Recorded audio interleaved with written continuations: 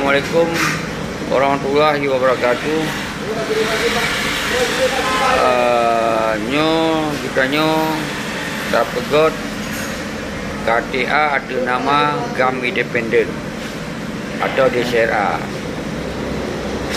Jadi yang berangkat bangsa Aceh yang ingin menjadi yang memiliki kartu DCRA atau GAM Independen, kirim foto, semoga katanya beramai.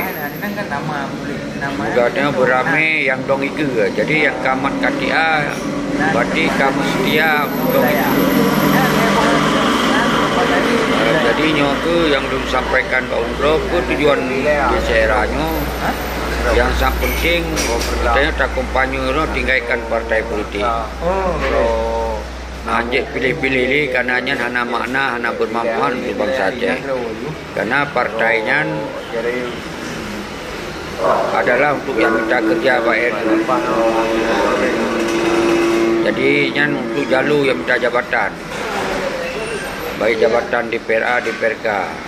Jadi bagi kita di CRA-nya, tak kompanyo pilih-pilih ni. Oh, hidup cok aju. Janji loh, jauh pilih be. Semoga tujuan berkapok. Jadi BD yang merebut-rebut, yang minta kerja lewat partai, kemudian yang senang-senang, yang euforia. Jadi kita yang pilih, lagi mikir. Walaupun tegak akan mudi, janji mudi. Apalagi yang pegang-pegang janji bendera, janji mereka, janji referendumnya mana. Jadi MOU nya adalah menyerah.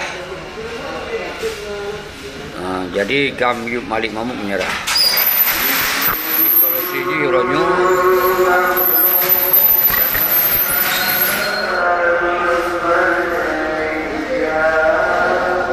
mandum bangsa Aceh luar dan dalam, dia pegang kartunya, dia sebagai orang yang dong di garis depan. Jadi sosok yang nak kartunya berarti kamu setia kepada perjuangan lewat kekuatan rakyat, lewat DCRA. Oh, yang anak kartu berhanjit damong dia damong, tapi nyan seakan-akan katanya hana siap pasang badan, tapi siap dirikut bak barisan sa dua leh, tapi ada masalah. Oh, yang siap